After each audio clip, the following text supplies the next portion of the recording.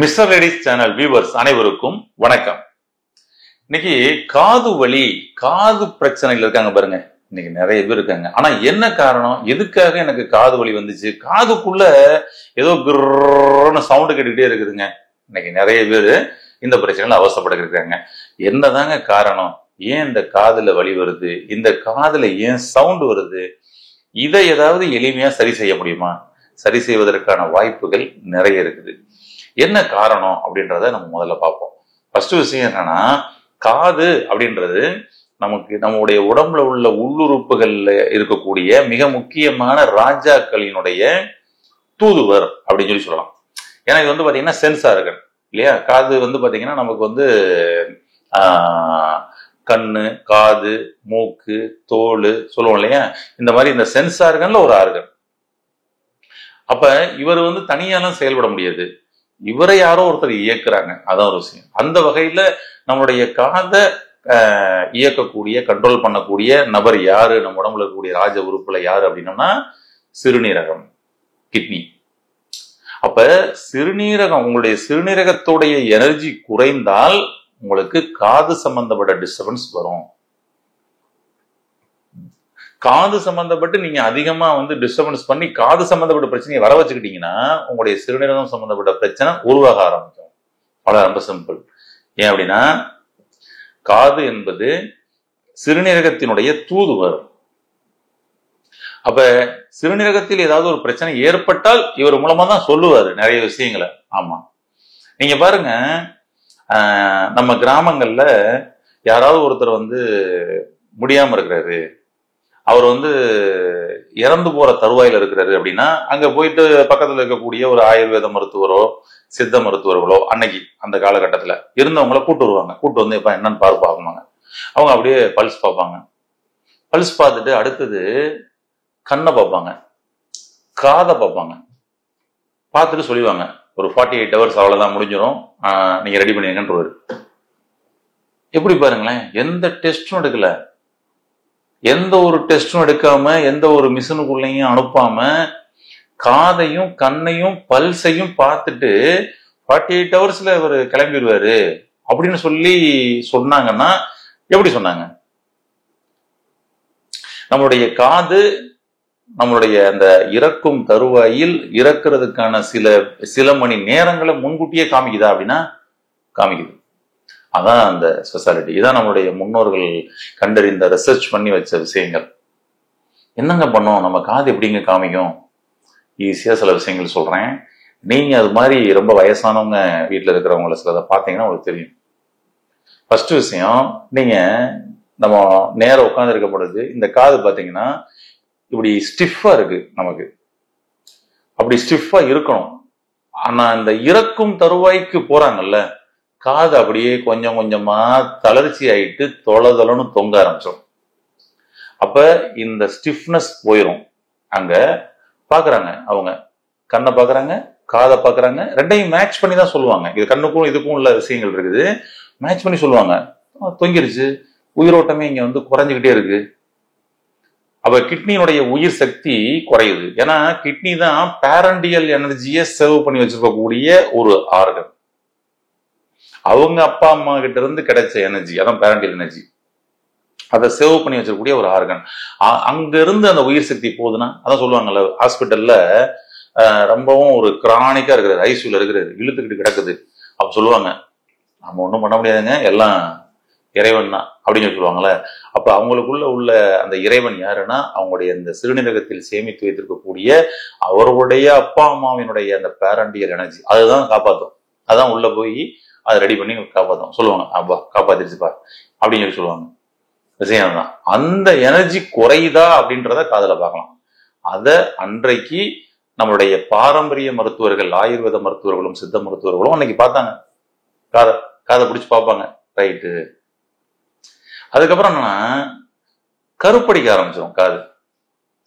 உங்களுடைய காதும் கருப்படிச்சிருக்கா பாருங்க, அலர்ட் ஆகுங்க. ஐயோ அப்பனா இறந்துடுமானா பயப்படாதீங்க, சிறுநீரகத்துல கழிவுகளுடைய தேக்கம் இருக்குதுன்னு அர்த்தம். சிறுநீரகம் கொஞ்சம் கொஞ்சமா எனர்ஜி குறைஞ்சிக்கிட்டு இருக்குன்னு அர்த்தம். உங்களுடைய சிறுநீரகத்தை நீங்க வந்து பலப்படுத்துனீங்கன்னா உங்களுடைய காது பளிச்சுன்னு ஆயிரும். காது இங்க பாத்தீங்கன்னா அந்த ஸ்கின் எல்லாம் வந்து பாத்தீங்கன்னா மாறும். நீங்க காதுக்கு மட்டும் போய் ஏதாவது ஒரு மாய்ஸ்சர் கிரீம் போட்டு பண்ணிக்கலாமா? ஸ்கின் ஒயிட்னிங் ஏதாவது அப்ளை பண்ணிக்கலாமா? உங்களுடைய கிட்னியை, உங்களுடைய சிறுநீரகத்தை பளிச்சுனாக்குங்க, சுத்தப்படுத்துங்க, உங்களுடைய காது பளிச்சுனாயிரும். ரொம்ப சிம்பிள், ஈஸி. இப்ப உங்களுக்கு புரிஞ்சிருக்கும்னு நினைக்கிறேன். அப்ப காதுல சவுண்ட் வருதா, காதுல கர்ன்னு இறையுதுங்களா, அதுவும் உங்களுடைய சிறுநீரகத்தினுடைய எனர்ஜி குறைபாடு தான். சிறுநீரகத்தை பேலன்ஸ் பண்ணா ஆட்டோமேட்டிக்கா இங்க வந்து சரியா வந்துடும். எப்படி பாருங்களேன், காதுல நிறைய பேர் வருவாங்க, காதுல சவுண்ட் வந்துகிட்டே இருக்கு சார், அப்புறம் காதுக்குள்ள வலிச்சுக்கிட்டே இருக்குது அப்படின்லாம் வருவாங்க. அப்ப என்ன காரணம் அப்படின்னா, காது பிரச்சனை இருக்குது, இங்க டிஸ்டர்பன்ஸ் ஏதோ ஆயிருக்குது. பட் ஆனா ரூட் காசஸ் என்ன எடுத்தோம்னா அங்க வந்து ஆர்கன். மற்றபடி டைரக்டா காதுலையும் பிரச்சனை வர்றதுக்கு வாய்ப்பு இருக்குதுங்க. என்னன்னா, காதுக்குள்ள வந்து பூச்சி உள்ள போயிருச்சு, காதுக்குள்ள அழுக்கு அதிகமா சேர்ந்து அடைக்குது, அங்க வந்து பாத்தீங்கன்னா வந்து இந்த பூச்சி உள்ள போய் ஓட்ட போட்டுறலாம் நடந்துடும். ஓகேங்களா, அந்த மாதிரி நடந்துடும். அப்ப இதெல்லாம் காதுல சீல் வடியெல்லாம் இருக்கு பாருங்க, இதெல்லாம் கூட சிறுநீரகத்தோட எனர்ஜி இதுதான். மற்றபடி எக்ஸ்டர்னலா ஏதோ டிஸ்டர்பன்ஸ் பண்ணிட்டீங்கன்னா, ஓவரா சவுண்டு ஹெட்போன்ல வச்சு மாட்டி அதிகப்படியான சவுண்ட் வச்சு, ஓகேங்களா, அந்த டெசிபிள் அதிகமாக அதிகமாக உள்ள என்ன ஆயிரும், அங்க நம்மளுடைய ஈஸ்டேஜியன் டியூப் அப்படின்னு சொல்லுவோம், அந்த காதினுடைய உட்புற செவி அப்படின்னு, அந்த ஈஸ்டேஜியன் டியூப் வந்து டேமேஜ் ஆயிரும். அப்ப டிஸ்டர்பன்ஸ் ஆயிரும். அப்போ ஒரு இம்பேலன்ஸ் ஆயிரும். நீங்க வந்து நிக்கிறது நடக்கிறதே இம்பேலன்ஸ் ஆயிரும். நீங்க நேரம் நடக்கிறீங்கன்னா அதுக்கு காரணம் இந்த காது தான். அதை முதல்ல புரிஞ்சுங்க. இந்த காது மட்டும் இல்லை அப்படின்னா நீங்க என்ன பண்ணுவீங்க, அப்படியே வண்டி ஒரு பக்கமா ஒதுங்கிரும். லெப்ட்லயே நீங்க சில பேர் பாருங்களேன், நடந்து போகும்பொழுது லெப்ட்ல அப்படியே ஒதுங்கி போகாது, ரைட்லயே ஒதுங்கி போறாருல, அது இம்பேலன்ஸ் ஆயிருக்குன்னா காரணம் காது. நம்ம பாடியில உடல் முழுவதும் காற்றால் நிரப்பப்பட்டிருக்குது. இந்த காற்றை பேலன்ஸ் பண்ணிக்கிட்டு இருக்கிறவரு காது. ஈக்குவலா எப்படி பாருங்க, ஏதோ சும்மா ஏதோ காது இருக்குது, ஏதோ கேட்கறதுக்குன்னு நம்ம நினைச்சுக்கிட்டு இருக்கிறோங்க. நீங்க நேரம் நடக்கிறதுன்னா காது வேணும்.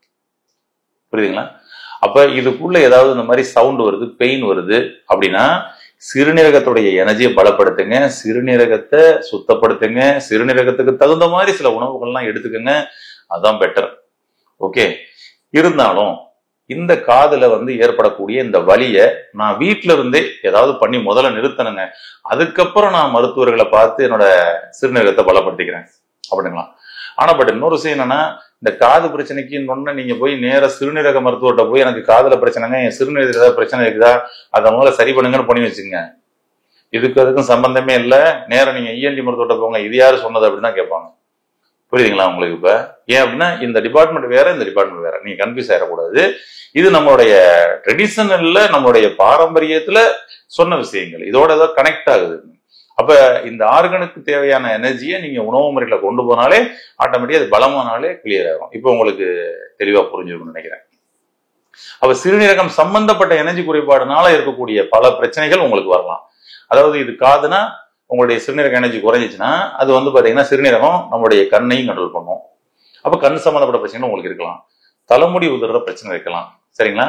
பல்லு, குறிப்பாக முன்னாடி உள்ள 4 பல்லு வந்து பாத்தீங்கன்னா வந்துட்டு முன்னாடி பின்னாடி விலகி இருக்கலாம், கேப் இருக்கலாம், சைடு இருக்கலாம், இதெல்லாம் இருக்கலாம். முன்னாடி உள்ள அந்த 4 பல்லு நீங்க பாருங்க, காது பிரச்சனை உங்களுக்கு இருக்குது, சிறுநீரக கம்மியா இருக்குன்னா இங்கெல்லாம் இந்த மாதிரிலாம் உங்களுக்கு அடையாளம் தெரியும்.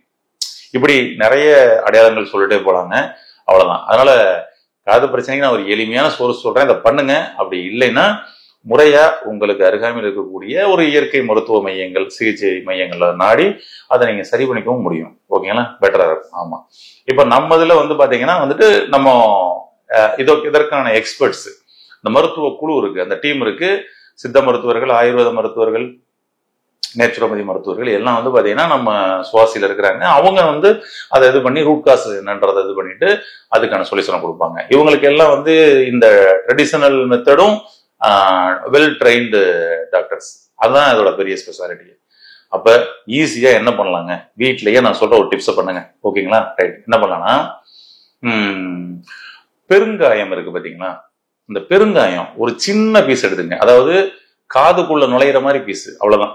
அந்த மாதிரி ஒரு சின்ன பீஸ் எடுத்துங்க. ஒரு வெள்ளை துணி எடுத்து கட் பண்ணிக்கங்க. வெள்ளை துணி எடுத்து கட் பண்ணி ஒரு ஸ்கொயரா கட் பண்ணிக்கங்க. கரெக்டுங்களா? வெள்ளை துணி எடுத்து ஒரு சின்ன ஸ்கொயர் ஒரு 2 இன்ச்சு 2 இன்ச்சுக்கு அவள் வந்து எடுத்து ஒரு பீஸ் எடுத்து கட் பண்ணிங்க. சரிங்களா? அதுல அந்த பெருங்காயத்தை நடுவுல வச்சுட்டு இந்த காட்டன் கிளாத், ஒயிட் கிளாத் இருக்கு இல்லையா, அதை அப்படியே திருவிடுங்க. அதாவது நம்ம அந்த எள்ளு விளக்கு போடுறதுக்கு திருவோம்ல, அது மாதிரி திருவிடுங்க. திருவிட்டீங்கன்னா இந்த பெருங்காயத்தை அப்படியே எடுத்து காதுக்குள்ள வைங்க. காதுக்குள்ள வச்சிருந்து ஜஸ்ட் சும்மா ஒரு 5 நிமிஷம் இருந்தா போதுங்க. அவ்வளவுதான். காதுக்குள்ள வலிச்சுக்கிட்டு இருந்த வலி போயே போச்சு அப்படின்மோ. அவ்வளவுதான். அந்த அந்த வலியை பார்த்தீங்கன்னா ஒரு 5 to 10 மினிட்ஸ்க்குள்ள நீங்க வலியை ரிலீஸ் பண்றதை உங்களால ஃபீல் பண்ண முடியும். ரொம்ப அருமையா ஈஸியா இருக்கும். காதுக்குள்ள சவுண்டு கேட்குதுனாலும் கிளியர் பண்ணும். இது இந்த பாதையை வந்து பாத்தீங்கன்னா வந்து நமக்கு வந்து ஃப்ரீ பண்ணி கொடுத்துருங்க. Okay, better. ரொம்ப ஈஸியான ஒரு சொல்யூஷன். உங்களுக்கே ஒரு பெரிய ஆச்சரியமா இருக்கும். இதெல்லாம் வந்து நம்முடைய முன்னோர்கள் அவர்களுடைய ஓலைச்சுவடிகள்ல அவங்க வந்து பயன்படுத்தி அனுபவங்களை எடுத்த விஷயங்கள்ல இருந்து எடுத்த விஷயங்கள். பயன்படுத்தி பாருங்களேன், அருமையா இருக்கும். உங்களுடைய காது பிரச்சனையிலிருந்து முற்றிலும் குணமாகணும் அப்படின்னா மூலத்தை சரி செய்யுங்க. அதாவது உங்களுடைய சிறுநீரகத்தை சரி செய்யுங்கள். அப்பதான் அது சாத்தியமாகும். இருந்தாலும் இப்ப இருக்க தொந்தரவு சரி பண்ணுவதற்கு இப்ப நான் சொன்ன இந்த டிப்ஸை பயன்படுத்தி அதிலிருந்து மீண்டு என்றென்றும் ஆரோக்கியமாக வாழ வாழ்த்துக்கள். நன்றி.